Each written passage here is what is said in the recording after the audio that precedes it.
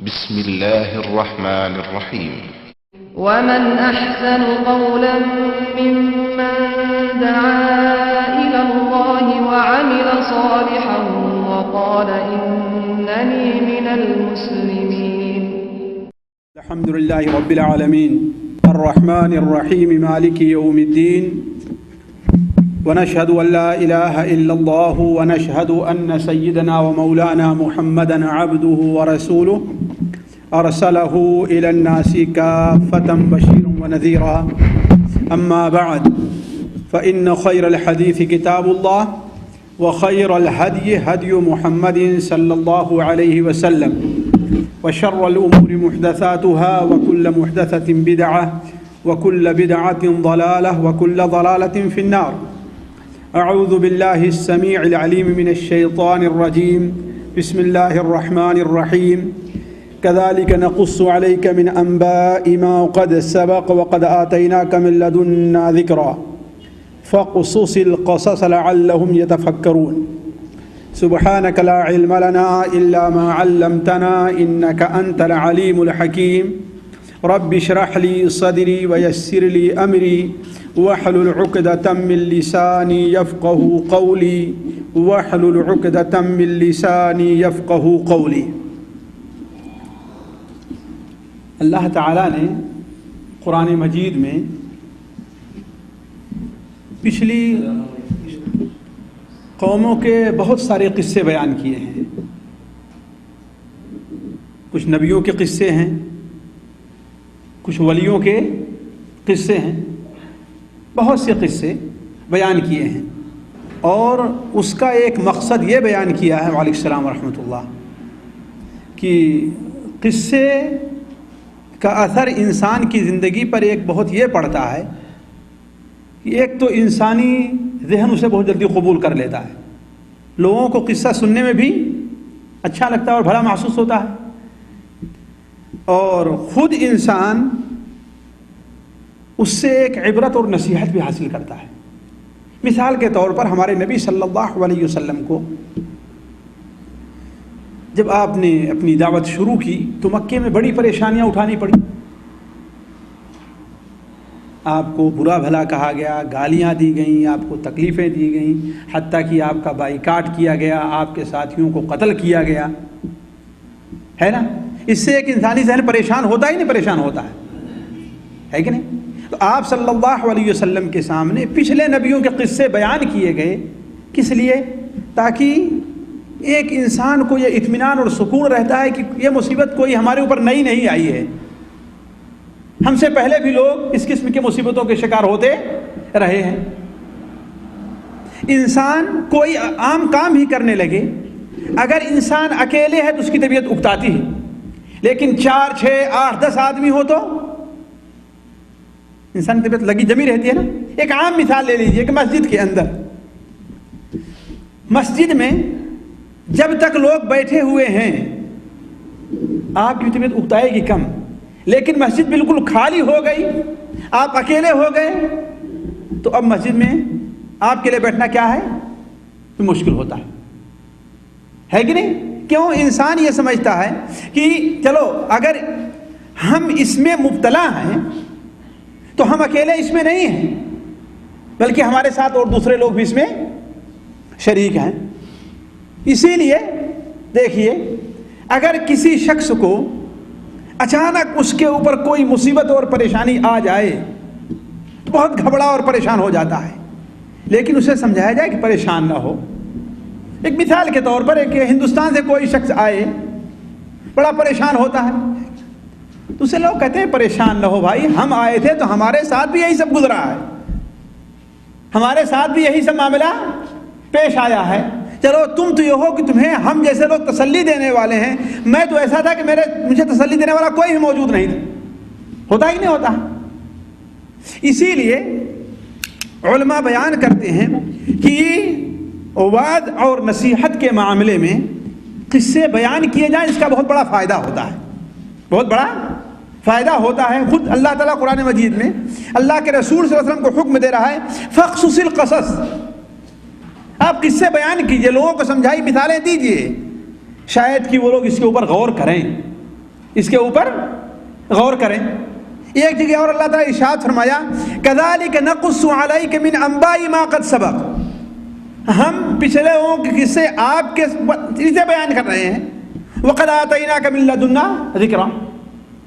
اس طریقے سے کئی جگہ اللہ تعالیٰ نے قرآن مجید میں نبی کریم صلی اللہ علیہ وسلم کو حکم دیا ہے قصے بیان کرنے کے, اور آپ کے لیے قصے بیان بھی فرمائے ہیں. جہاں پر ایک جگہ تو یہ فرمایا کہ کذالک نقص علیک من انباء الرسل ما نثبت به فؤادک, ہم رسولوں کے قصے آپ کے سامنے اس لیے بیان کر رہے ہیں تاکہ اس طریقے سے ہم آپ کے دل کو تھوڑا سا اطمینان اور تسلی دیں, اطمینان اور تسلی دیں.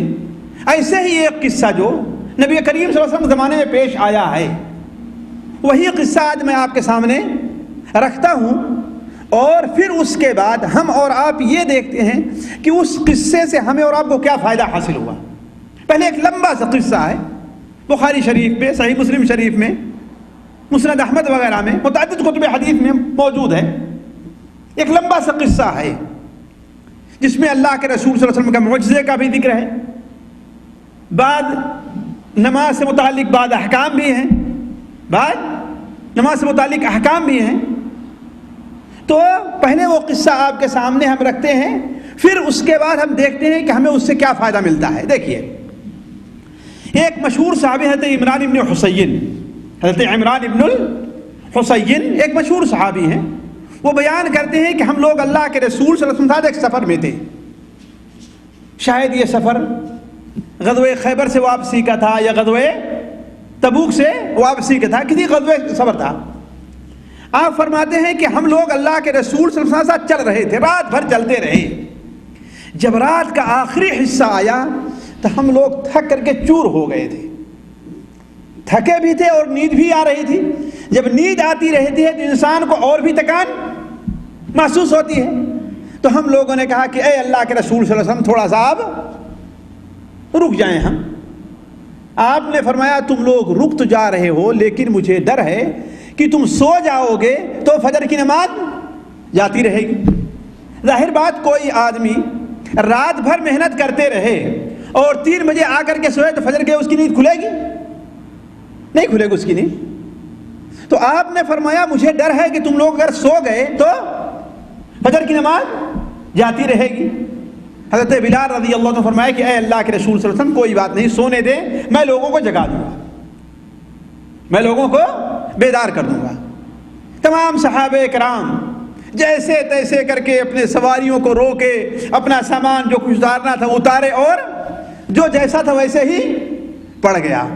اور باہر کا میدان ہے, رات کا آخری وقت ہے, تکان ہے, نیند خوب لگی ہوئی ہے, موسم اب ٹھنڈا ہو جاتا ہے, رات کے آخری وقت میں ٹھنڈا ہو گیا, اور سارے کے سارے لوگ پڑے. تو ایسی بہترین اور پیاری نیند آئی, ایسی پیاری نیند آئی کہ جب سورج کی گرمی تیز ہوئی تب لوگوں کی نیند کھلی.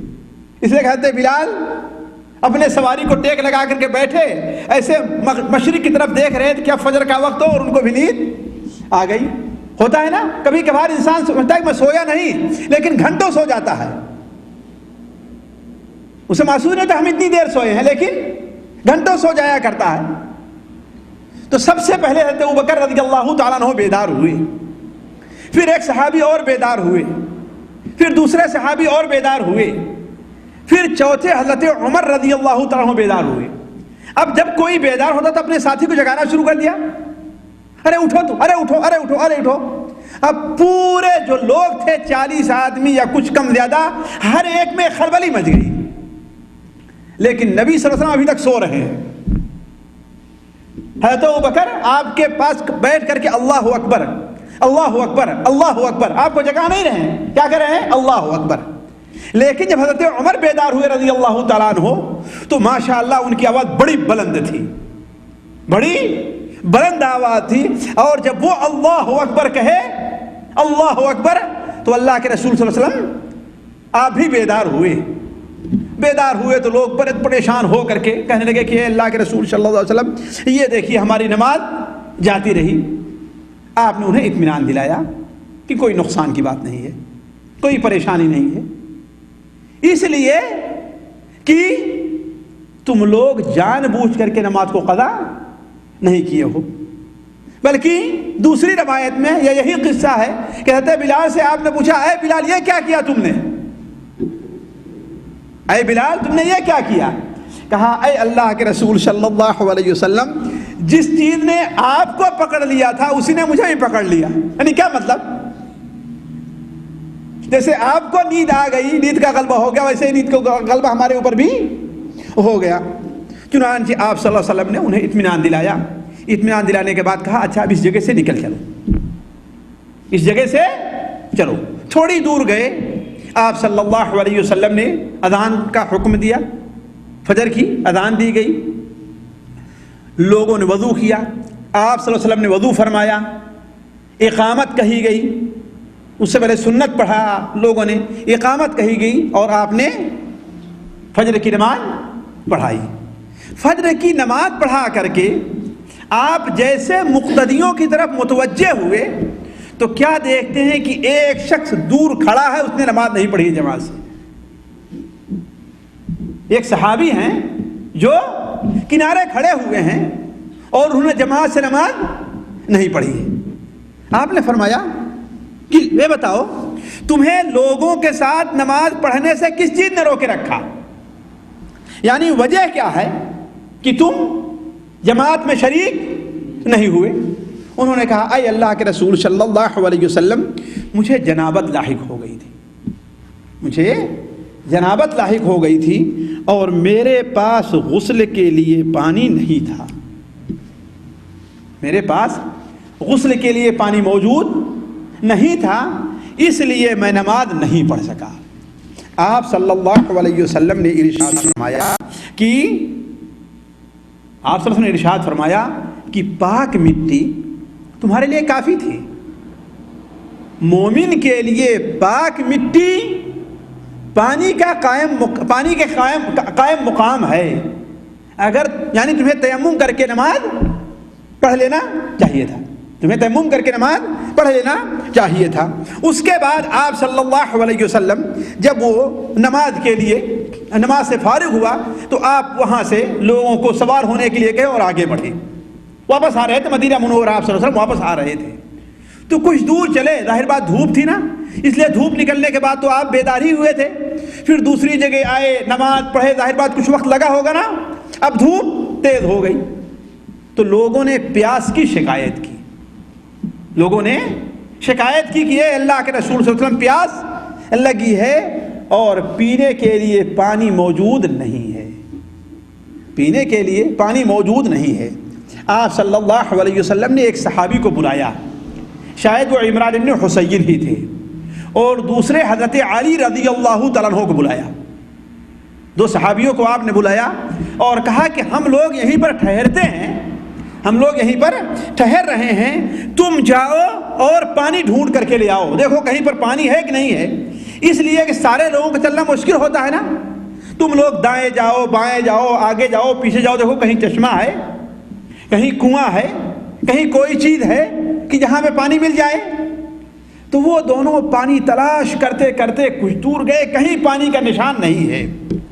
کیا دیکھتے ہیں کہ انہیں ایک عورت ملی، ایک عورت ملی جو اپنی اونٹنی کے اوپر سوار ہے، اپنے پیروں کو لٹکائے ہوئے ہے اور دونوں طرف دو مشک پانی بھرا ہوا لٹک رہا ہے۔ مشک سمجھتے ہیں نا، چمڑے کا برتن جو ہوا کرتا تھا پہلے، جو ہے اس میں پانی لینے کے لیے لوگ جمع کرتے تھے، مشک پانی لٹک رہا ہے۔ اس سے رکایا اور پوچھا کہ پانی کہاں ہے، ظاہر بات پانی لا رہی ہے نا، پانی کہاں مل رہا ہے؟ اس نے کہا پانی یہاں قریب تو کہیں نہیں ہے، پانی یہاں قریب تو کہیں نہیں ہے۔ کہا پھر تم کہاں جا رہی ہو؟ کہا کہ یہیں تھوڑی دور پر جو ہے ہمارے قافلے والے، ہمارے ڈیرے والے ہیں، وہیں پر میں جا رہا ہوں، حالانکہ وہ لوگ ابھی وہاں پر موجود نہیں ہیں۔ اشارہ کرنا تھا کہ میں اکیلی عورت ہوں نا، آپ وہاں جا کر کے کیا کریں گے؟ تو کہا آخر پانی کہاں ہے، کتنی دوری پر ہے؟ کہا پانی جہاں پر ہم کھڑے ہیں یہاں سے ایک دن اور ایک رات کی دوری پر ہے، یعنی کم سے کم 50 کلومیٹر 45 کلومیٹر کی دوری پر پانی موجود ہے۔ کیا کہا اس نے؟ جہاں پر ہم موجود ہیں یہاں سے ایک دن رات کی مسافت پر پانی ہے، اس سے پہلے کہیں پانی نہیں ہے۔ تو دونوں صحابی نے کہا یہ تو بڑا مسئلہ ہے، ایک دن رات کی دوری کیسے طے کریں ہم؟ تو کہا ایسا کرو کہ چلو میرے ساتھ چلو۔ اس عورت سے کیا کہا؟ تم میرے ساتھ چلو۔ اس نے کہا کہاں چلو؟ ظاہر بات ہے دو مرد ہیں ایک عورت کو اب اکیلے ضد بھی نہیں کر سکتی ہے کہ نہیں ہے؟ ہتھیار ہے دونوں کے ہاتھ میں، دونوں مرد ہیں اور یہ بیچاری ایک عورت ہے، اور کچھ دور پر جا کر کے 2 میل 3 میل پر اس کے قبیلے والے ہیں بھی، تو وہاں پر ابھی کوئی مرد موجود نہیں ہے۔ کوئی بکریاں لے کر گیا ہوگا، کوئی اونٹ لے کر گیا ہوگا، کوئی کسی طرف گیا ہوگا، کوئی وہاں پر موجود نہیں ہے۔ تو وہ کہتی ہے کہ آپ لوگ مجھے کہاں لے کر کے چلیں گے؟ آپ لوگ مجھے کہاں لے کر کے جائیں گے؟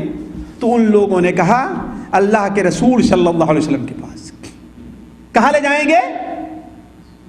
اللہ کے رسول صلی اللہ علیہ وسلم کے پاس۔ کہا اللہ کے رسول کیا ہے؟ مسلمان نہیں تھے وہ کیا کہتی ہے؟ اللہ کے رسول کیا ہیں؟ اللہ کے رسول کون ہیں؟ کہا وہی جن کو لوگ صابی یعنی بددین کہتے ہیں۔ عربی میں صابی کے معنی ہوتا ہے وہ شخص جو ایک دین کو چھوڑ کر کے کسی دوسرے دین میں داخل ہو جائے، یعنی اصل بے دین نہ ہو۔ کیا ہونا چاہیے؟ یعنی ایک دین کو چھوڑ کر کے وہ کسی دوسرے دین کے اندر داخل ہو جائے، اسے کیا کہتے ہیں؟ صابی کہتے ہیں۔ تو کہا کیا جسے لوگ صابی کہتے ہیں اسی کے پاس لے چلنا چاہتے ہو؟ تو ان لوگوں نے کیا جواب دیا؟ کہا نہیں۔ کہا ہاں۔ ان لوگوں نے کیا جواب دیا؟ کہا ہاں انہی کے پاس جن کو تو سمجھ رہی ہے۔ ہاں یا نہیں کہا؟ کیا کہا؟ انہی کے پاس جن کو تو سمجھ رہی ہے۔ چنانچہ اسے لے کر کے آئے اللہ کے رسول صلی اللہ علیہ وسلم کے سامنے۔ جب وہ کھڑی ہوئی تو اس کا قصہ لوگوں نے اللہ کے رسول صلی اللہ علیہ وسلم سے سنایا۔ کہا اے اللہ کے رسول صلی اللہ علیہ وسلم اس کے پاس پانی موجود ہے اور یہ بتا رہی ہے کہ پانی کہاں پایا جائے گا؟ جی ایک دن رات جتنی دور انسان چل کر کے جاتا ہے اتنی دور کی مسافت پر پانی موجود ہے۔ تو آپ صلی اللہ علیہ وسلم نے اس سے پوچھا تو اس نے بتایا کہ میں کون ہوں، کیسی ہوں۔ البتہ ایک جتنا صحابہ کرام سے کہا تھا نا دونوں صحابی سے، اس سے زیادہ ایک چیز اور بتائی کہ میں بیوہ ہوں، میں بیوہ ہوں اور یتیم بچے والے ہوں۔ اس کا مقصد کیا تھا؟ یعنی میرے ساتھ تعرض نہ کیا جائے، اس لیے کہ آدمی جب سنے کہ ہاں یہ بیوہ عورت ہے کہ نہیں ہے، چھوٹے چھوٹے اس کے بچے ہیں، تو ایسی عورت کے اوپر لوگوں کو رحم آتا ہی نہیں رحم آتا ہے نا۔ تو اس نے مزید کیا کہا کہ میں بیوہ عورت ہوں اور یتیم بچوں کی پرورش کرتی ہوں۔ آپ صلی اللہ علیہ وسلم نے کہا لوگوں سے کسے اتارو، یعنی اس کے اونٹ کو بیٹھایا، وہ اتر کر کے کنارے کھڑی ہو گئی۔ پھر اس کے بعد آپ صلی اللہ علیہ وسلم نے اس کے دونوں مشک کو اتروایا۔ دیکھیں جو بڑا مشک ہوا کرتا تھا ہے نا، وہ اولا تو زمین پہ نہیں رکھتے تھے، اس کو کہیں لٹکائے یا کسی اونچی چیز میں، تو اس میں جو ہے 2 سوراخ ہوا کرتے تھے۔ ایک سوراخ اوپر کے حصے میں بڑا رہا کرتا تھا جس سے پانی بھرا کرتے تھے، اور ایک سوراخ نیچے کے حصے میں چھوٹا رہتا تھا جس سے پانی کو نکالا کرتے تھے۔ اس لیے کہ اتنے بڑے منہ سے پانی کو نکالنا کیا ہے، ایک مسئلہ ہوگا نا۔ تو 2 سوراخ ہوتے تھے، ایک سوراخ بڑا ہوا کرتا تھا جو اوپر جس میں پانی بھرتے تھے، اور دوسرا سوراخ کیا ہوتا تھا، نیچے چھوٹا تھا جس سے پانی کو نکالتے تھے۔ آپ صلی اللہ علیہ وسلم نے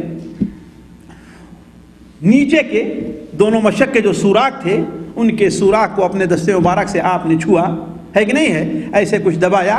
اس کے بعد کہا جو نیچے والا ہے اس کے بندھن کو کھول دو، اس کے بندھن کو کھولو، اور برتن منگایا اور اس کے بندھن کو کھولا تو اس میں سے پانی، دونوں مشک سے پانی گر گیا۔ دونوں مشک سے پانی گرا تو آپ صلی اللہ علیہ وسلم نے اس میں اپنا دست مبارک ڈالا، اس سے پانی لیا۔ آپ صلی اللہ علیہ وسلم نے اس میں کلی، جو پانی لیا تھا اسے اس میں کلی کر دی، اور پھر اس کے بعد اوپر کا منہ کھلوا کر کے کہا کہ دونوں مشک میں اسے ڈال دو. جس پانی میں آپ نے اپنا دست مبارک ڈالا تھا اور کلی کی تھی اسے کیا کہا کہ دوبارہ اسی میں اس کو ڈال دو. پھر اس کے بعد بڑا برتن منگایا اور نیچے کا منہ کھول دیا اور لوگوں میں اعلان کر دیا کہ آؤ اور پانی بھر کر کے لے جاؤ. حضرت عمران بن حسین کہتے ہیں کہ ہم لوگ 40 آدمی تھے تقریباً. کتنے تھے؟ 40 آدمی تھے. ہر ایک نے پانی پیا اور پلایا اور برتن میں پانی بھر لیا. جو برتن پایا جاتا تھا اس برتن میں پانی بھر لیا, پورا پانی بھر لیا. کوئی بھی برتن خالی نہیں رہ گیا جس میں پانی نہ بھرا گیا ہو. اس کے بعد آپ صلی اللہ علیہ وسلم نے اس شخص کو بلایا جو جس نے نماز ساتھ میں نہیں پڑھی تھی.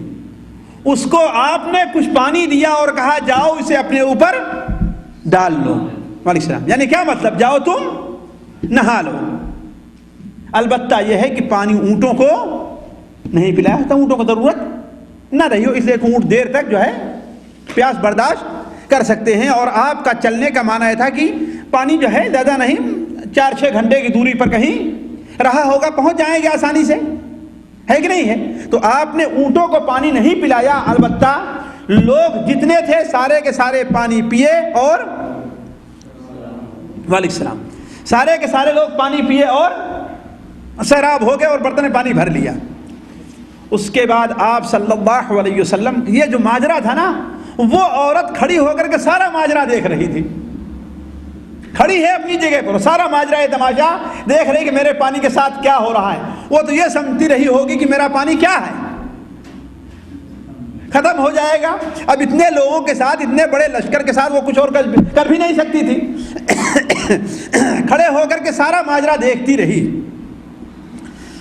پھر اس کے بعد آپ صلی اللہ علیہ وسلم نے کہا کہ ایسا کرو, اب اس کے منہ کو بند کر دو. کس کے؟ مشک کے منہ کو بند کر دو. راوی کہتے ہیں کہ ہمیں محسوس ہو رہا تھا کہ اس مشک سے ایک قطرہ پانی بھی کم نہیں ہوا ہے, بلکہ پہلے سے زیادہ بھرا ہوا دکھائی دے رہا ہے.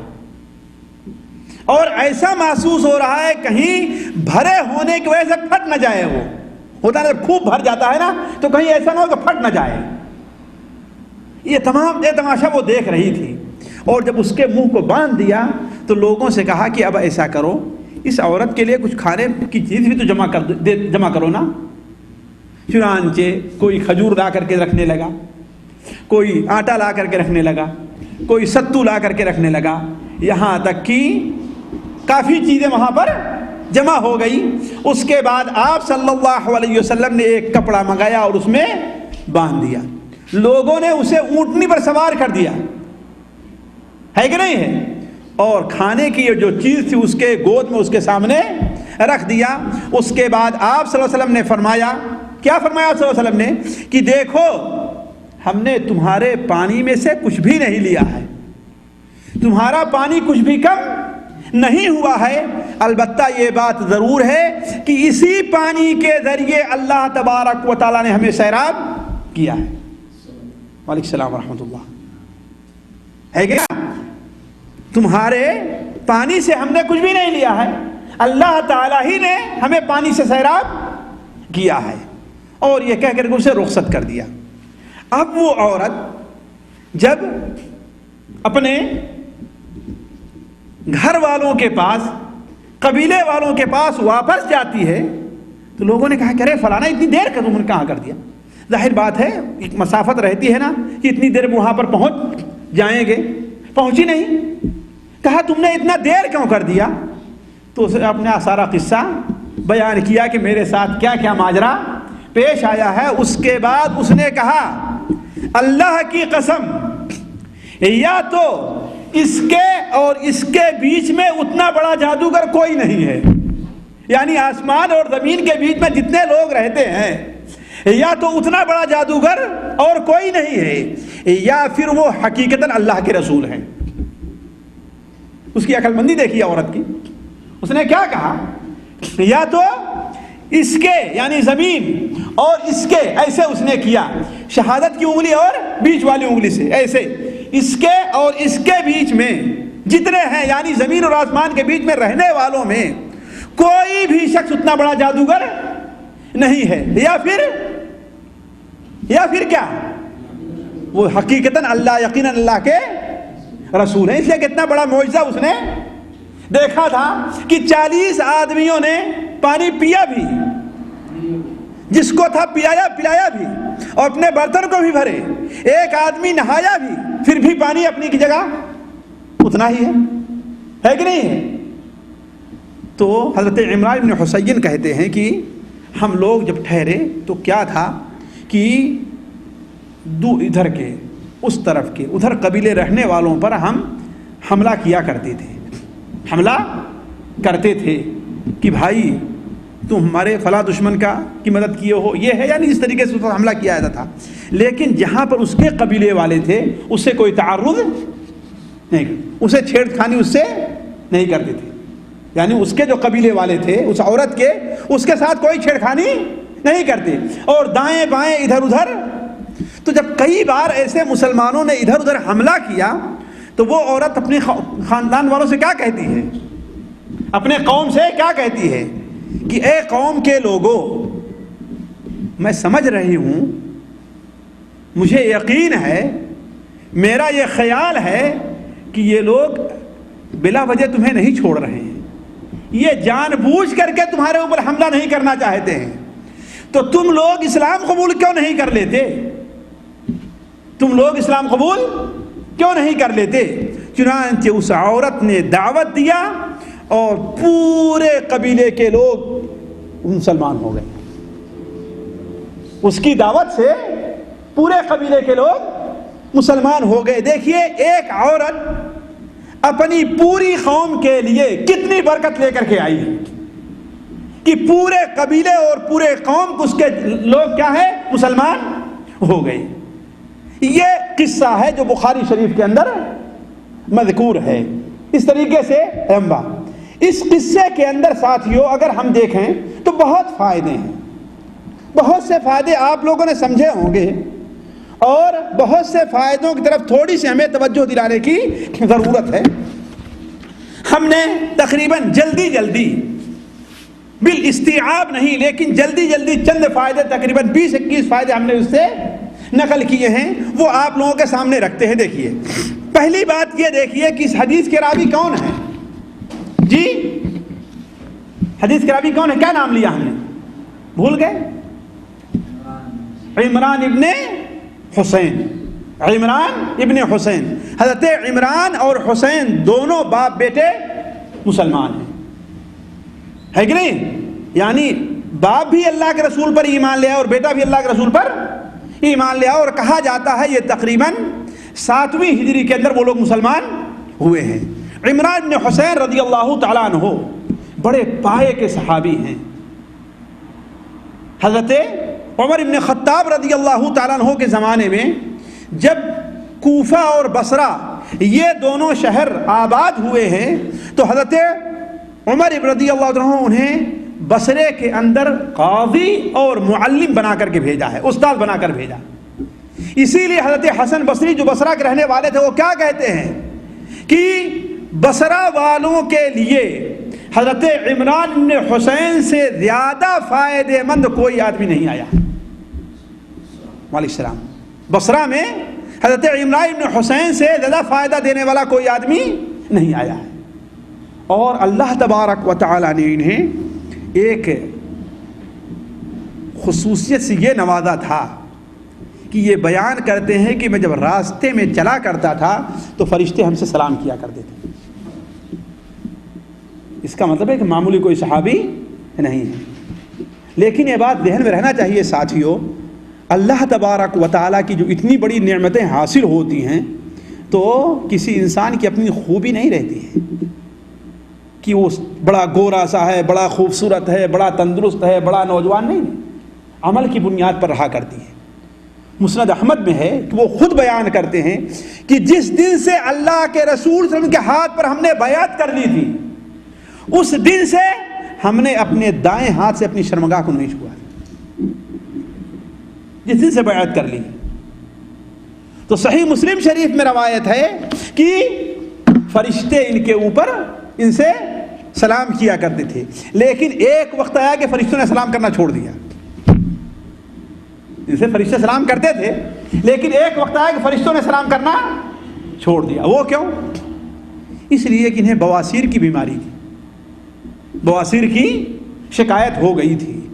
تو علاج میں ایک علاج کا طریقہ ساتھیوں آگ سے داغنا بھی ہے۔ آپ لوگ شاید یہاں عام طور پر رہتا ہے نا، داغنا ہے کہیں پر، مثال کے طور پر جو ہے زخم نہیں ٹھیک ہوتا، کوئی رگ ہوتی ہے جسے لوگ داغتے ہیں، تو بواسیر کو بھی کے علاج کے لیے بھی ایک علاج داغنا ہے، لیکن آپ صلی اللہ علیہ وسلم نے داغنے سے منع فرمایا، واجبی طور پر نہیں، لیکن کہ بہتر ہے کہ انسان نہ دگوائے، اس لیے اس سے تکلیف بہت زیادہ ہوا کرتی ہے۔ اور اس امت کے، امت محمدیہ کے 70,000 لوگ جو بغیر حساب اور کتاب کے جنت میں جائیں گے، ان کی ایک خوبی یہ بھی ہے، وہ کیا خوبی ہے قاری صاحب؟ کہ وہ دگواتے نہیں ہیں، ان کی ایک خوبی یہ بھی ہے۔ تو حضرت عمران بن حسین کو جب بواسیر نے بہت تنگ کیا، انہوں نے دگوا لیا تو فرشتوں نے سلام کرنا چھوڑ دیا۔ انہیں اس کا احساس ہوا، انہیں اس کا احساس ہوا۔ پھر مزید دگوانے کی ضرورت تھی، لیکن دوبارہ وہ دگوائے نہیں، اور جب نہیں دگوائے تو پھر فرشتوں نے ان سے سلام کرنا شروع کر دیا۔ راستے میں چلتے تھے تو فرشتوں ان سے سلام کرتے تھے۔ حضرت عمران ابن حسین رضی اللہ تعالیٰ عنہ ہیں، اور ان کے باپ حسین ہیں، یہ بھی مسلمان ہوئے۔ ان کے مسلمان لانے کا بھی قصہ بڑا لمبا ہے، میں نہیں بیان کرتا، صرف ایک چیز بیان کر کے آگے بڑھتے ہیں کہ اللہ کے رسول صلی اللہ علیہ وسلم خدمت میں حاضر ہوئے۔ دیکھیے بعض لوگوں کی عقل جو ہے، کیا بعض لوگوں کو لوگوں سے بحث کرنے کا کیسا اچھا انداز اور اسلوب آتا ہے اپنے مخالف کو خاموش کرنے کا۔ اللہ کے رسول کی خدمت میں آئے اور کہا کہ اے محمد، بھی مسلمان نہیں ہوئے تھے، کہا کہ اے محمد، آپ کے دادا عبد المطلب تو لوگوں کو اونٹ کی کلیجیاں اور کوہان کھلایا کرتے تھے، اور آپ انہیں لوگوں کو قتل کر رہے ہیں۔ دیکھیے انداز، دیکھیے آپ کو خاموش کرنے کا۔ کیا کہا؟ آپ کے دادا عبد المطلب تو لوگوں کو اونٹ کی کلیجیاں، ظاہر بات کلیجی زیادہ ہوتی، گوشت زیادہ ہوتا ہے، گوشت نہیں کہا ہے کہ نہیں ہے، اس لیے گوشت سبھی کھلا سکتے ہیں، لیکن کلیجی کم لوگوں کو نصیب ہوگی، ہے کہ نہیں ہے۔ تو وہ اونٹ کی کلیجیاں اور کوہان کھلایا کرتے تھے، اور آپ انہی لوگوں کو ذبح کر رہے ہیں۔ آپ صلی اللہ علیہ وسلم ان کے ساتھ تھوڑی دیر گفتگو کرتے رہے، اس کے بعد آپ صلی اللہ علیہ وسلم نے فرمایا کہ اچھا ایسا کرو کہ تم جا رہے ہو نا، لیکن ایک دعا پڑھتے رہنا تم۔ وہ دعا کیا ہے؟ اللہم قنی شر نفسی وعزم لی من امری واعزم لی علی ارشد امری۔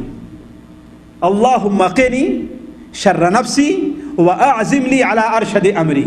معنی کے لحاظ سے بڑی بہترین دعا ہے۔ اس کا معنی کیا ہے؟ اے اللہ تبارک و تعالیٰ مجھے اپنے نفس کی برائی سے بچا۔ ساتھیوں انسان بہت زیادہ جو گناہ کرتا ہے وہ اپنے نفس ہی کی وجہ سے کرتا ہے کہ نہیں؟ فلم دیکھنے کا جی کہتا ہے، انسان فلم دیکھنے لگتا ہے۔ ساتھی لوگ بیٹھے ہیں، گپ کر رہا ہے، مسجد آنے کا جی نہیں کہتا، مسجد نہیں آتا ہے کہ نہیں؟ تو گناہ جو ہوتے ہیں انسان سے کیا ہوتے ہیں؟ اس کے نفس کے وجہ ہی سے ہوتے ہیں۔ اس لیے آپ نے انہیں کیا سکھایا؟ اللہم قنی شر نفسی واعزم لی علی ارشد امری۔ اے اللہ تبارک و تعالی مجھے میرے نفس کی برائی سے بچا اور مجھے ثابت قدم رکھ، جو بہترین کام ہو اس کے اوپر ثابت قدم رکھ۔ یہ کہہ کر کے چلے گئے، اور 2-3 دن کے بعد آئے اور مسلمان ہو گئے۔ تو اللہ کے رسول صلی اللہ علیہ وسلم نے انہیں ایک دعا سکھائی، اللہم اغفر لی ما اسررت وما اعلنت وما اخطأت وما عمدت وما علمت وما جہلت۔ یہ ہیں عمران بن حسین رضی اللہ تعالی عنہ۔ اس حدیث سے ساتھیوں جو پہلا ہمیں سبق ملا ہے وہ ملتا ہے کہ اللہ کے رسول صلی اللہ علیہ وسلم پر سونے اور جاگنے کے جو اسی طریقے سے عارضہ پیش آتا تھا جیسے عام لوگوں کو عارضہ پیش آتا ہے. اس لیے کہ عام انسانوں کے طریقے سے آپ بھی ایک کیا تھے؟ انسان تھے. لیکن انسان ہونے میں مقام میں بڑا فرق ہے. آپ کے مقام کو عام لوگ کیا بڑے بڑے نبی اور ولی نہیں پہنچ سکتے ہیں، لیکن بحیثیت انسان ہونے کے کہ کھانے میں، پینے میں، سونے میں، جاگنے میں، اٹھنے میں، بیٹھنے میں جس طریقے سے ایک عام انسان اس کا محتاج ہوتا ویسے آپ بھی اس کے. تبھی تو لوگ سوئے تو آپ بھی سوئے. لوگوں پر نیند کا غلبہ ہوا اور نماز کے نہیں اٹھ سکے تو آپ بھی نہیں اٹھ سکے. دوسرا فائدہ کیا ہے کہ خواب میں نبی کریم صلی اللہ علیہ وسلم کا معاملہ دوسرے لوگوں سے تھوڑا سا مختلف ہے. دوسرے لوگوں سے تھوڑا مختلف ہے. جیسا کہ آپ صلی اللہ علیہ وسلم جب سوتے تھے تو خواب میں آپ کا وضو نہیں ٹوٹتا تھا، لیکن ہم اگر سو جائیں تو ہمارا وضو ٹوٹ جائے گا. اسی لیے آپ نے فرمایا، صحیح مسلم شریف کی روایت ہے، صحیح بخاری شریف میں بھی ہے، قاری صاحب کیا فرمایا کہ میری آنکھیں تو سوتی ہیں لیکن میرا دل جاگتا رہتا ہے. یہ نبیوں کی خصوصیت ہے. نبی صلی اللہ علیہ وسلم کے بھی یہ خاصیت تھی. اسی لیے نبیوں کو خواب میں بھی وحی آتی ہے کہ نہیں؟ خواب میں بھی وحی آتی ہے. نبی جو خواب دیکھتا ہے اس کا خواب کیا ہوتا ہے؟ سچا ہوا کرتا ہے. جیسے حضرت ابراہیم علیہ السلام کو خواب ہی میں دکھلایا گیا نا کہ کیا دکھایا گیا؟ آپ نے بیٹے کو ذبح کر رہے ہیں، خواب ہی میں دکھایا گیا نا، اور اس کو پورا کیا. تو نبی جو خواب دیکھتا ہے وہ خواب کیا ہوتا ہے؟ سچا ہوا کرتا ہے. اسی لیے صحابہ کرام نے اللہ کے رسول کو جگایا نہیں ہے کہ نہیں؟ حالانکہ نماز کا وقت قضا ہو گیا لیکن آپ کو جگایا نہیں. انتظار کرتے رہے کہ آپ خود ہی اٹھیں. کیوں؟ ہو سکتا ہے کہ خواب میں آپ کو وحی آ رہی ہو، اگر ہم جگا دیتے ہیں تو کیا ہے؟ وحی کا سلسلہ منقطع ہو سکتا ہے. لہذا خواب میں آپ کو جگائے نہیں، صرف کیا کہتے رہے؟ کیا کہتے رہے؟ اللہ اکبر، اللہ اکبر. اور ظاہر بات ہے نماز کے لیے جب بلایا جاتا ہے تو سب سے پہلے کیا کہتے ہیں؟ اللہ اکبر. اسی لیے صحابہ کرام اللہ اکبر کہنے پر اکتفا کیے اور آپ کو بیدار نہیں کیے. تیسرا فائدہ یا چوتھا فائدہ کیا ہے؟ نماز کے لیے بیدار ہونے میں یا بیدار ہونے کے لیے احتیاط ضروری ہے. احتیاط ضروری ہے. یعنی کیا مطلب؟ ہم نے یہ فائدہ کہاں سے لیا قاری صاحب؟ کہ آپ نے لوگوں سے کہا تھا کہ مجھے ڈر ہے کہ تم لوگ سوتے رہ جاؤ گے. جو لوگ بعد میں آئے ہیں وہ شروع سے حدیث نہیں سن سکے. آپ نے کیا کہا؟ مجھے ڈر ہے کہ تم لوگ. لیکن جب حضرت بلال نے کہا کہ میں جگا دوں گا تب آپ نے لوگوں کو سونے کی اجازت دی ہے. اسی لیے وہ آدمی جو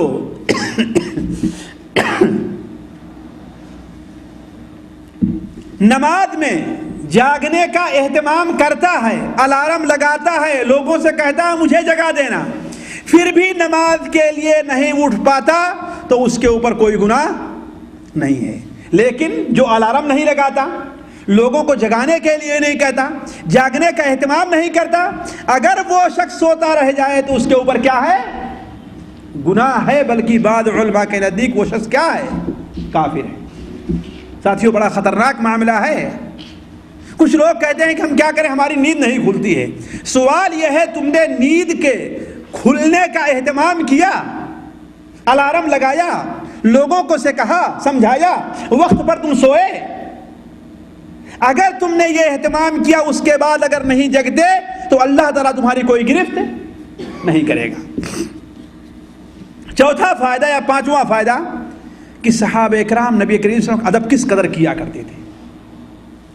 کہ نماز جیسی چیز کے لیے تاخیر ہو گئی لیکن آپ نے صحابہ کرام نے آپ کو جگایا نہیں، بلکہ آپ کے جاگنے کا انتظار کرتے رہے اور صرف تکبیر کہنے کے اوپر انہوں نے اکتفا کیا ہے، مزید کچھ نہیں کہا.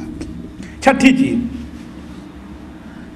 جب واجب چھوٹ جائے یا حرام کام کے ارتکاب میں انسان کا اختیار نہ ہو تو اس پر اللہ تبارک و تعالی بندے کی گرفت نہیں کرتا ہے، بندے کی گرفت نہیں کرتا۔ کیوں؟ اس لیے کہ یہ واجب چیز چھوٹی نہیں۔ نماز کا وقت پر پڑھنا واجب ہے نا قاری صاحب، نماز کو اس کے وقت سے ٹال دینا بہت بڑا گناہ ہے، حتیٰ کہ زنا کرنا بھی اتنا بڑا گناہ نہیں ہے، شراب پینا بھی اتنا بڑا گناہ نہیں ہے جتنا بڑا گناہ نماز کو اس کے وقت سے ٹال کر کے پڑھنا ہے نا۔ صحابہ کرام کی نماز ان کے وقت سے ٹلی نہیں ٹلی، لیکن اللہ کے رسول نے کیا فرمایا؟ کوئی حرج کی بات نہیں ہے۔ کیوں؟ اس لیے کہ یہ نماز ٹالنے میں صحابہ کرام کو اختیار نہیں تھا۔ تو اگر کوئی واجب بے اختیاری میں چھوٹ جائے یا کوئی حرام کام بے اختیاری میں ہو جائے، مثال کے طور پر آپ نے تیر پھینکا، گولی چلائی، اچانک کوئی شخص سامنے آ جائے اور آپ کے تیر یا گولی سے وہ کیا ہے، وہ اس کا گناہ آپ کو ہوگا؟ نہیں ہوگا، گناہ نہیں ہوگا۔ آپ گاڑی سے جا رہے ہیں، گاڑی چلا رہے ہیں، بشرطے کہ گاڑی حدود میں چلا رہے ہیں، یہ نہیں کہ 200 اور 250 اور 170 اور 180 کی اسپیڈ سے چلا رہے ہیں۔ عام جو 100 ہے، 110 ہے، 120 یعنی عام جو ہے۔ آپ کی گاڑی سے کوئی آدمی مر جائے تو اس پر آپ کو گناہ ہوگا؟ کوئی گناہ اس پر آپ کو نہیں ہے، مسلمان ہی کیوں نہ ہو۔ حالانکہ ایک مسلمان کے قتل کا گناہ کتنا بڑا ہے قاری صاحب؟ سورہ نساء کے اندر اللہ نے کیا بیان فرمایا ہے؟ وَمَن يَقْتُلْ مُؤْمِنًا مُتَعَمِّدًا فَجَزَاؤُهُ جَهَنَّمَ خَالِدًا فِيهَا وَغَضِبَ اللَّهُ عَلَيْهِ وَلَعَنَهُ وَأَعَدَّ لَهُ عَذَابًا عَظِيمًا۔ دیکھیے 5 جرم، 5 سزائیں اس کے لیے متعین کی ہے کہ جو شخص کسی مسلمان کو جان بوجھ کر کے قتل کر دیتا ہے تو اللہ تعالیٰ اس کا ٹھکانہ کہاں بنائے گا؟ جہنم۔ اس سے اللہ تعالیٰ ناراض ہوگا، اللہ کی اس کے اوپر لعنت ہوگی اور ہمیشہ ہمیشہ وہ جہنم میں جہاں رہے گا، اور اس کے لیے اللہ تعالیٰ دردناک عذاب جو ہے تیار کیے ہوئے ہیں۔ اسی لیے حدیث شریف میں ہے کہ اگر پورے زمین کے تمام لوگ ایک مسلمان کے قتل پر اکٹھا ہو جائیں تو اللہ تعالیٰ سارے لوگوں کو جہنم میں ڈالے گا۔ اتنا بڑا گناہ ایک مسلمان کو قتل کرنے سے ہے۔ لیکن اگر نادانی میں آپ سے کوئی انسان مر جائے تو آپ کے اوپر اس کا کوئی گناہ نہیں ہے۔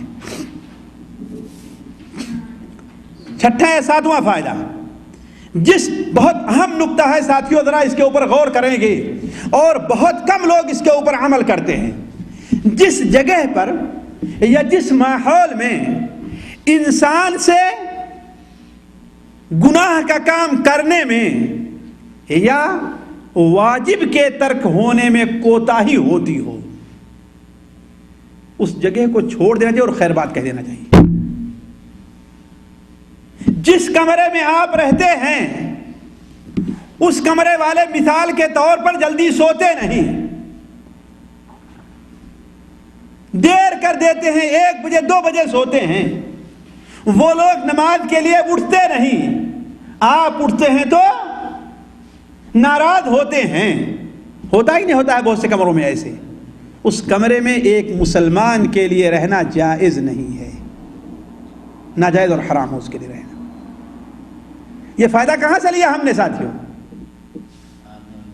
ہاں، جس جگہ دیکھیں جس جگہ مسلمان غفلت میں ہو کر کے سو گئے تھے، نماز چھوٹ گئی تھی، آپ نے کیا بیان فرمایا کہ یہاں سے نکل چلو، یہاں نماز نہ پڑھو، بلکہ آپ نے بیان فرمایا آگے فَإِنَّ هَذَا مَنزِلٌ حَضَرَنَا فِيهِ الشَّيْطَانُ، یہ ایسی جگہ ہے جہاں پر ہمارے درمیان شیطان آ گیا ہے، لہذا اس زمین کو چھوڑ کر کے ہٹ جاؤ تم۔ سنن ابو داؤد کے اندر الفاظ ہیں تحولوا عن مکانکم الذی اصابتکم فیہ مغفلہ، اس مکان کو چھوڑ کر کے دور کہیں چلے جاؤ جس جگہ پر تم غفلت کے شکار ہوئے ہو. تو یہ نقطہ بڑا اہم ہے. جس جگہ رہ کر کے انسان گناہ کا کام کرتا ہے، کہتا ہے چھوڑتا ہوں لیکن چھوٹ نہیں رہا ہے، جس جگہ رہ کرتا ہے انسان اس سے گناہ کا ارتکاب ہوتا ہے، اس جگہ چھوڑ کر کے انسان کو چلے جانا چاہیے. جیسے آپ لوگوں کو یاد ہوگا علیہ السلام، صحیح مسلم شریف میں روایت ہے کہ ایک شخص نے بنو اسرائیل کے کتنے لوگوں کو قتل کیا تھا؟ 99 آدمی کو. اور ایک جاہل مولوی کے پاس پہنچا اور کہتا ہے کہ بھائی ہم نے تو بہت گناہ کیے ہیں، کیا ہم میں اللہ تعالیٰ ہماری توبہ قبول کرے گا کہ نہیں قبول کرے گا؟ تو اس نے کیا کہا کہ 30 چوہے کھا کر کے بلی چلی ہے حج کرنے کو. کہتے ہیں نا ہمارے ہاں 30 چوہے کھا کر بلی چلی حج کو، اب تمہاری کون سی توبہ قبول ہوگی؟ تم نے 199 آدمیوں کو مارا ہے. اس نے کہا چلو لاؤ 100 پورا کر دے، ایک کمی کیوں رہ جائے.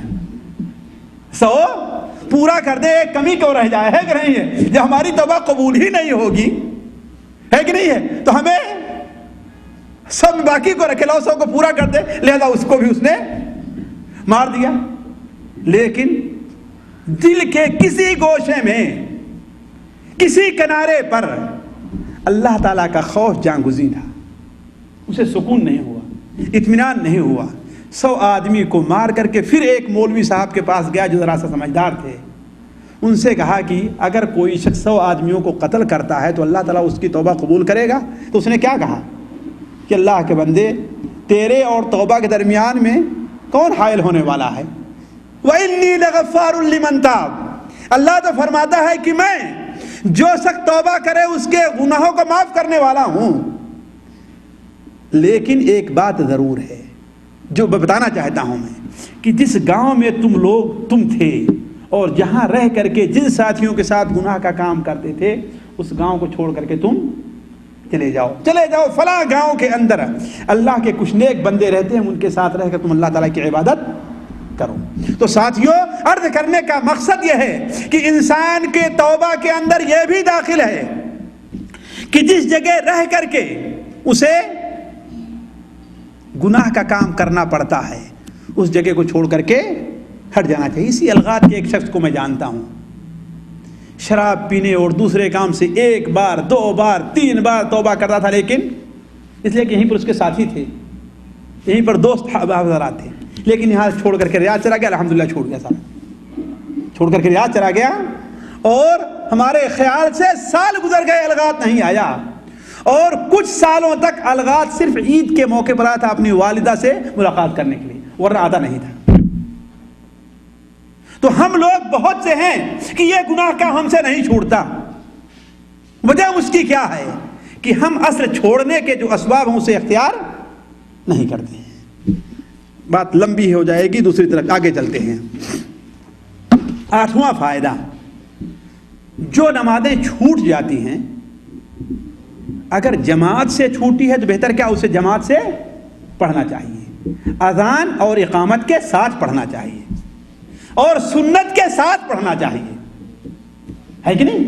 آپ کی نماز چھوٹی تھی نا فجر کی، جیسے قصہ سنا نا آپ لوگوں نے، آپ وہاں سے ہٹے، اذان دینے کا حکم دیا، وضو کیا آپ نے اور سنت پڑھی، اقامت کہی گی، پھر آپ نے جماعت سے نماز پڑھائی ہے کہ نہیں ہے؟ تو معلوم یہ ہوا کہ جو نمازیں چھوٹی ہوئی ہیں اگر جماعت سے پڑھنا ہے تو اس کے لیے بھی اذان، اور اگر اکیلے پڑھنا ہے تو کیا ہے؟ اقامت اس کے لیے ضروری ہے. اقامت کہنا اس کے لیے ضروری ہے. 9واں فائدہ یہ ہے کہ فوت شدہ نمازوں کو ادا کرنے میں جلدی سے کام لینا چاہیے. میں کیوں یہ بات کہہ رہا ہوں؟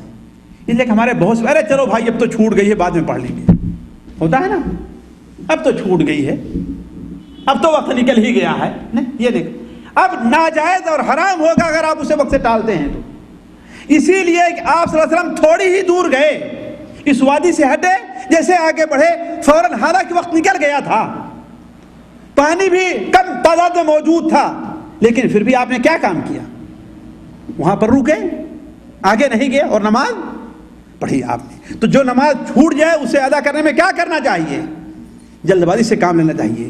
10واں فائدہ، وضو اور غسل دونوں کے لیے تیمم مشروع ہے. یعنی اس طریقے سے وضو کے لیے تیمم کیا جا سکتا ہے. یعنی آپ ہیں بہت سے لوگ اس مسئلے کو سمجھتے نہیں ساتھیوں, اس لیے نماز کو چھوڑ دیتے ہیں. خود بھی اس کو سمجھ لیجیے اچھی طریقے سے, اور لوگوں کو بھی بتائیے کہ انسان اگر پانی کے استعمال کی طاقت نہیں رکھتا, خواہ وہاں پانی موجود نہیں ہے یا پانی موجود ہے لیکن اپنا پانی نہیں ہے کہ نہیں, یا پانی موجود ہے لیکن اس پانی کے استعمال کرنے کی طاقت ہمارے پاس نہیں ہے, یا پانی اپنا ہی موجود ہے لیکن ہم اس پانی کو بھی استعمال نہیں کرتے. جیسے مثال کے طور پر کنواں ہے اور آپ کے پاس رسی نہیں ہے, رسی ہے لیکن کوئی برتن نہیں ہے کہ نہیں. تو کوئی بھی صورت ہو, اگر انسان پانی استعمال نہیں کر سکتا, خواہ وضو کرنا ہے یا غسل کرنا ہے, یعنی اسے چھوٹی ناپاکی ہے یا بڑی ناپاکی ہے, تو اس کے لیے یہ بہانہ بنا کر کے کہ ہاں بھائی پانی تو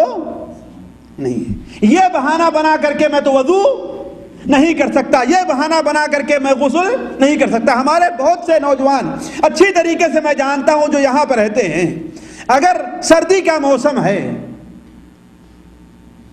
رات میں غسل کی حاجت ہو جاتی ہے تو فجر کی نماز اٹھ کر کے جلدی پڑھتے نہیں پڑھتے ہیں. کیوں؟ اس لیے کہ سردی ہے, کون غسل کرے؟ نہیں, غلط بات ہے, سخت گناہ کا ارتکاب کر رہے ہیں آپ. اگر خطرہ ہے آپ کو سردی لگ جائے گی, پانی نقصان کر جائے گا, گرم پانی موجود نہیں ہے, تو آپ تیمم کر کیجیے اور نماز کو اس وقت سے آپ کو نہیں ٹالنا ہے. کسی بھی صورت میں آپ کے لیے جائز نہیں ہے. اس مسئلے کو سمجھنے بہت لوگ غلطی کرتے ہیں.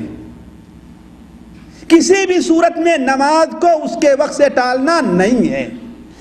نماز پڑھنا ہے, خواہ غسل کرنے کا معاملہ ہو یا وضو کرنے کا. مٹی ہر جگہ موجود ہے, حتیٰ کہ علماء کہتے ہیں اگر مٹی کہیں نہیں مل رہی ہے بغیر تیمم کے نماز پڑھے, لیکن نماز کو اس کے وقت سے ٹالنا نہیں ہے. ان الصلاۃ کانت علی المؤمنین کتابا موقوتا, نماز مسلمانوں پر وقت کی پابندی کے ساتھ فرض کی گئی ہے. مثال کے طور پر آپ ٹرین پر جا رہے ہیں, آپ کو وضو کرنا ہے, آپ کا وضو نہیں ہے, اور اتفاق یہ ہے کہ ٹرین میں پانی ختم ہو گیا, ہوتا کہ نہیں ہوتا ہے, ٹرین میں پانی ختم ہو گیا ہے. اب آپ کہتے ہیں کہ اب ہم نماز کیسے پڑھیں, مٹی بھی وہاں پر نہیں ہے, بڑے اسٹیشن پہنچتے ہوئے ٹرین میں تاخیر ہوگی, تو کتنے لوگ ہیں جو نماز کو پڑھتے ہیں وہاں پر چھوڑ دیتے ہیں نا. نماز کو چھوڑنا نہیں ہے, پانی نہیں ہے, بغیر تیمم کے آپ جو ہے نماز پڑھیے. یہ مسئلے کو اچھی طریقے سے سمجھنا چاہیے. غریب معلوم ہوگا, عجیب معلوم ہوگا کہ مولوی صاحب عجیب مسئلہ بتا رہے ہیں, لیکن شرعی مسئلہ یہی ہے. کوئی عالم اس سے اختلاف نہیں کرے گا, دنیا کا کوئی عالم اس سے اختلاف نہیں کرے گا. جہالت کی بنیاد پر چاہے جو مولوی صاحب بنے ہو بات کہہ دیں, لیکن حقیقت میں کوئی اگر عالم ہے جس سے اختلاف, چاہے جس مذہب کا ماننے والا عالم ہو, اس سے اختلاف نہیں کرے گا کہ اگر پانی موجود نہیں ہے تیمم کرے مٹی سے. اگر مٹی نہیں پائی جاتی ہے بغیر تیمم کے نماز پڑھے, لیکن نماز کو چھوڑنا اور وقت سے ٹالنا نہیں ہے. یہ رواں فائدہ ذرا سنیں گے.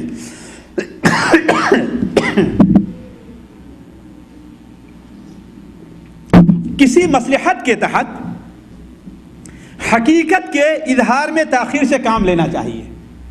اگر کوئی مصلحت ہے تو وہاں پر انسان حقیقت کا اظہار نہ کرے تو اس پر کوئی گناہ نہیں ہے. البتہ انکار نہیں ہونا چاہیے, گول بول بات جو ہے کہنی چاہیے. یہ مسئلہ کہاں سے لیا قاری صاحب نے, کہاں سے لیا ہے؟ ہاں, اس عورت نے کیا کہا تھا اللہ کے رسول صلی اللہ علیہ وسلم کے بارے میں؟ کیا کہا تھا؟ ارے وہی جسے لوگ بے دین اور صابی کہتے ہیں. تو صحابہ کرام نے یہ نہیں کہا کہ نہیں تم جھوٹ بولے اور صابی نہیں ہے نا, اور یہ بھی نہیں کہا کہ ہاں وہی جس کو تم سمجھ رہی ہو, ہاں بھی نہیں کہا. کیا کہا؟ وہی جسے تم سمجھ رہی ہو. یعنی نہ یہ کہا کہ ہاں وہ صابی ہیں, نہ یہ کہا کہ وہ صابی نہیں. کیوں؟ اگر نہیں کہتے تو شاید وہ بدک جاتی اور آنے کے لیے تیار نہ ہوتی یا ڈرتی ہے کہ نہیں ہے؟ اور اگر ہاں کہتے تو اس کا مطلب کہ اس کی موافقت کر رہے ہیں، دونوں حالت میں کیا ہے؟ مصلحت جو تھی وہ فوت ہو جاتی. اس لیے کیا کہا کہ ہاں وہی انہی کے پاس چلنا جسے تو مراد لے رہی ہے کہ نہیں ہے؟ تو حقیقت کا انہوں نے اعتراف تو نہیں کیا، البتہ گول مول بات سے کام لیا ہے. 12واں فائدہ دیکھیے، شریعت کا ساتھیوں ایک حکم ہے کہ کوئی بھی اجنبی عورت ہے، ایک مرد کو اس کے ساتھ تنہائی میں نہیں رہنا چاہیے، ہے کہ نہیں؟ صحیح بخاری شریف وغیرہ میں ہے کہ نہیں؟ لا یخلون رجل بامرأۃ الا معه ذو محرم، کوئی شخص کسی اجنبی عورت کے ساتھ نہ رہے الا ایک اس کا محرم ہو، ہے کہ نہیں؟ اگر محرم نہیں ہے تو دو مرد بھی اس کے ساتھ ہو پھر بھی خلوت مانی جائے گی، لیکن اگر ضرورت ہے، مجبوری ہے، تو اس میں کوئی حرج کی بات نہیں ہے. جیسے وہ عورت اجنبی تھی نا، حضرت علی اور وہ دونوں، وہاں کوئی تیسری صورت نہیں تھی کہ اپنا محرم کہاں سے لے کے اس کا محرم کہاں سے لے کر کے آئیں، تو اسی صورت میں مجبوری ہے. لیکن ہاسپٹل میں ڈاکٹر کے ساتھ نرس ایک کمرہ بند کر کے رہے، مجبوری نہیں ہے جی، ڈیوٹی مجبوری ہے. دیکھیے اپنی، چلیے آخر چلتے ہیں آگے. آپ صلی اللہ علیہ وسلم کا بہت بڑا معجزہ ہے کہ نہیں؟ بہت بڑا معجزہ آپ کا نا کہ پانی کیا ہے، 2 ہی مشق پانی تھا، آپ نے اپنا اس میں لعاب مبارک ڈالا، اپنا دستے مبارک اس سے لگایا، 40 آدمی پورے کے پورے پانی پیے، اپنے برتن کو بھرے، ایک آدمی نہایا بھی لیکن پانی اس میں سے کچھ بھی کم نہیں ہوا، اور یہی سبب بنا ہے اس عورت کے ایمان لے آنے کا. ایک اور نقطہ سن لیجئے اور یہاں سے ایک مسئلہ بھی سمجھ لیجئے گا.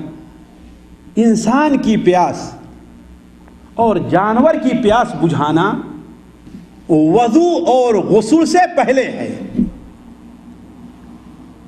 یعنی اگر آپ کے پاس اتنا پانی ہے کہ آپ وضو کریں یا پھر پانی کو پئیں تو آپ کیا کریں گے؟ وضو کریں گے، پانی پئیں گے؟ جی نہ، پانی پئیں گے.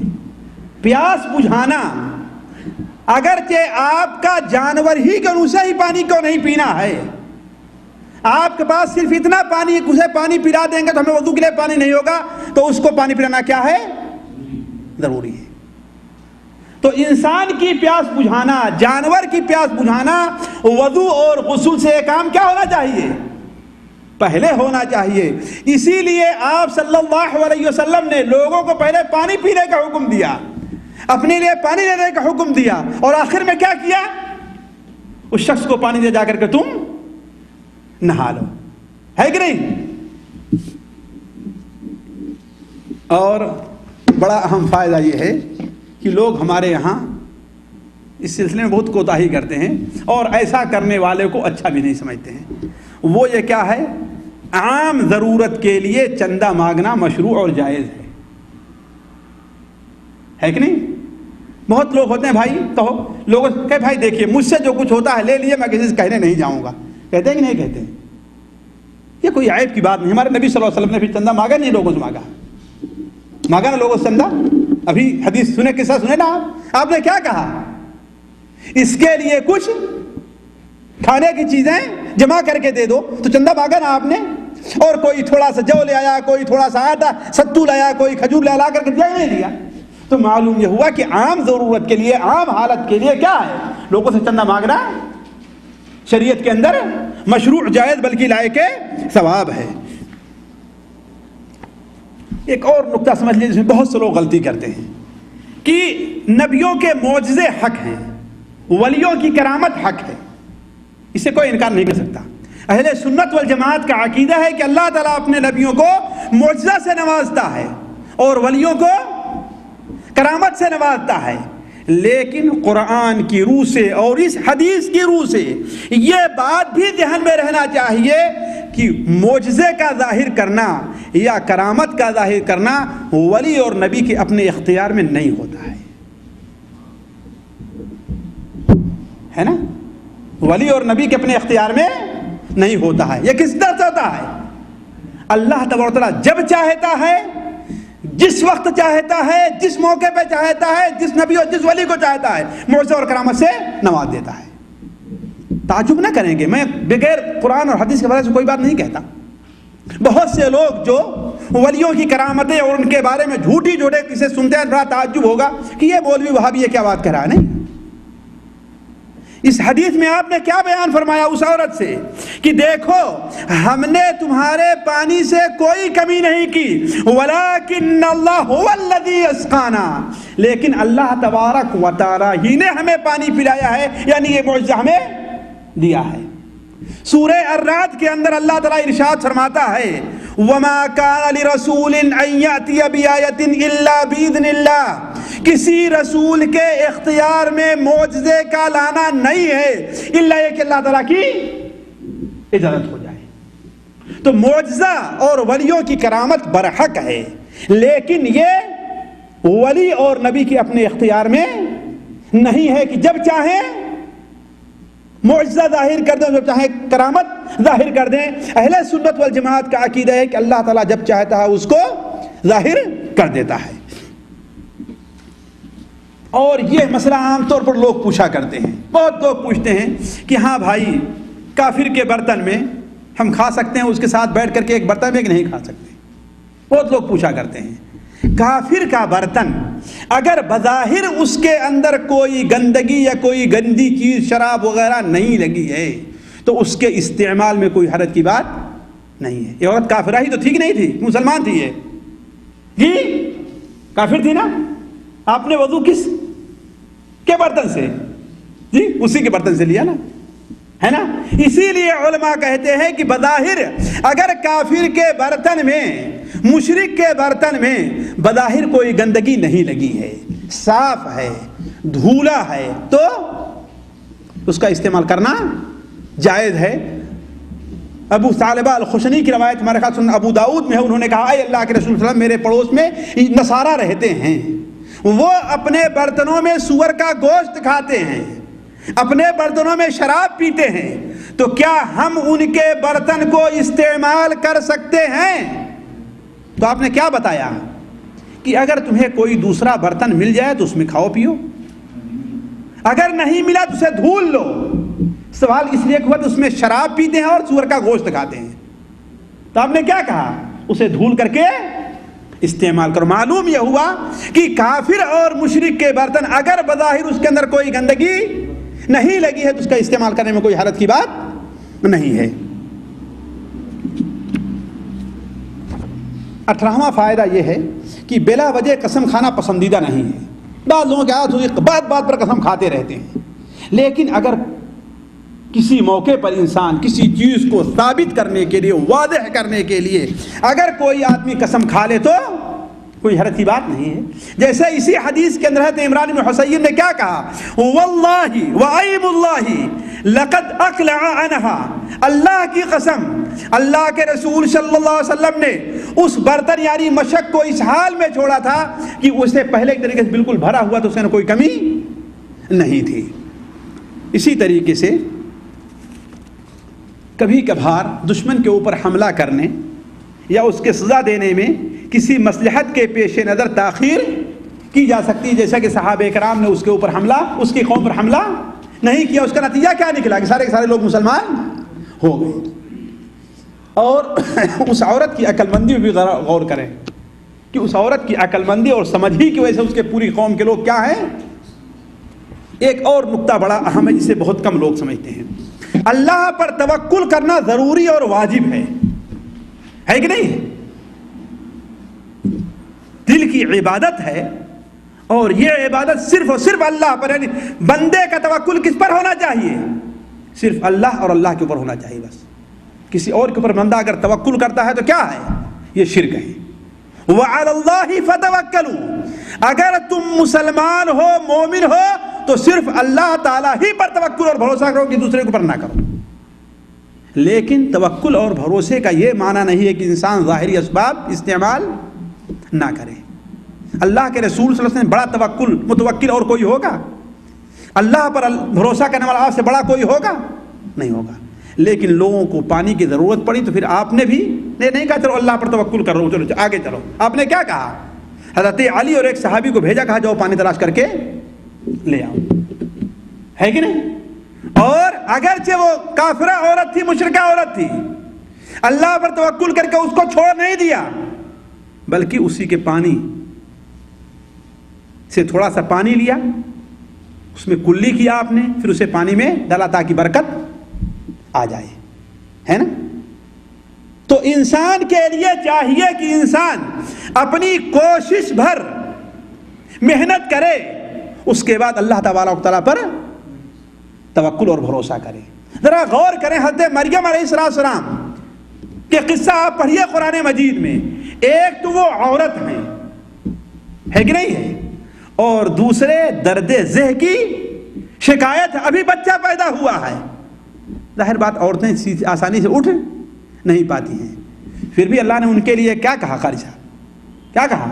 وَهُزِّي إِلَيْكِ بِجِذْعِ النَّخْلِ، ارے اس کھجور کے تنے کو تم حرکت دو، تُسَاقِطْ عَلَيْكَ رُطَبًا جَنِيًّا، تمہارے اوپر کیا جی تازے تازے کھجور تمہیں مل جائیں کھانے کے لیے. یعنی اللہ نے یہ نہیں کہا کہ ہاں کھجور کو گرا دیا، کیا کہا؟ یعنی تمہارے پاس جتنی طاقت ہے اتنی استعمال کرو، اس کے بعد کھجور سے پھل گرانا کس کا کام ہے؟ میرا کام ہے. تو توکل بہت ضروری ہے، لیکن توکل کے ساتھ انسان کو کیا کرنا چاہیے؟ اپنی کوشش بھر کام، اپنی ہمت بھر، اپنی محنت بھر کام کرنا چاہیے. 22واں فائدہ، نبی کریم صلی اللہ علیہ وسلم عالم الغیب نہیں تھے، بلکہ اللہ تعالیٰ جب چاہتا تھا انہیں غیب بتا دیتا تھا. وہ کہاں سے لیا ہم نے؟ اللہ کے رسول صلی اللہ علیہ وسلم نے اس سے پوچھا کہ تم نے نماز کیوں نہیں پڑھی؟ یہ نہیں کہا کہ جنوبی ہے، پہلے نہیں کہتے کہ ہاں بھائی تم تیمم کر لو، ہے کہ نہیں؟ ایک بات. دوسری بات، حضرت علی وغیرہ سے یہ نہیں کہا بھائی کہاں پانی ڈھونڈو گے، اتنی دور ہے، البتہ دیکھو وہاں پر ایک عورت ملے گی، اسے تم پکڑ کر کے لے آؤ. کیا کہا؟ جا کر کے تلاش کرو. اور قرآن اور حدیث میں حدیثیں اور آیات بھری پڑی ہیں کہ اللہ کے علاوہ کوئی غیب نہیں جانتا. جو لوگ امت محمدیہ کو دھوکے میں رکھے ہوئے ہیں اور صرف وہ قصے بیان کر کے جن قصوں کے اندر اللہ کے رسول صلی اللہ علیہ وسلم کا معجزہ ہے اس سے دھوکے میں رکھیں، اللہ کے رسول عالم الغیب تھے، یہ بہت بڑا دھوکہ ہے. اللہ تعالیٰ جب چاہتا تھا جس وقت نبی کو غیب کی بات بتایا تھا، لیکن ہر وقت ہر غیب اللہ کے رسول نہیں جانتے تھے. اور آخری بات، اسی پر بات ختم کرتے ہیں، حالانکہ اس میں فوائد تو بہت زیادہ ہے لیکن صرف اسی پر ختم کرتے ہیں کہ صحابہ کرام کے نزدیک نماز کی اہمیت اور ہمارے نزدیک وہ اہمیت نہیں رہ گئی. ہماری نمازیں چھوٹتی ہیں اور چھوٹی جاتی ہیں، کوئی پرواہ نہیں.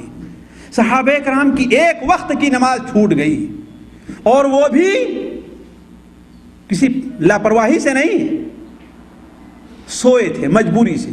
حضرت بلال کو کہا تھا جگانے کے لیے لیکن بلال خود بھی سو گئے. اس کے باوجود انہوں نے کس قدر پریشانی کا اظہار کیا، کس قدر پریشان ہوئے. تو آپ انہیں تسلی دیتے ہوئے کیا کہا؟ لا غیرہ، کوئی نقصان نہیں، پریشان نہ ہو، پریشان نہ ہو، اس لیے کہ اس میں تمہارا اپنا کوئی اختیار نہیں ہے. یہ چند باتیں تھیں اس حدیث سے متعلق جو بخاری شریف کی ایک لمبی حدیث ہم نے آپ کے سامنے رکھی. اللہ تبارک و تعالیٰ سے دعا ہے کہ اللہ تعالیٰ ہمیں اور آپ کو نبی کریم صلی اللہ علیہ وسلم کی سیرت پر عمل کرنے کی توفیق عطا فرمائے. آپ صلی اللہ علیہ وسلم کی سیرت کو سیکھنے کے ہمیں اور آپ کو توفیق دے. اللہ تبارک و تعالیٰ ہمارا اور آپ کا خاتمہ بالخیر کرے. سبحانک اللہم و بحمدک، اشہد ان لا الہ الا انت، استغفرک و اتوب الیک.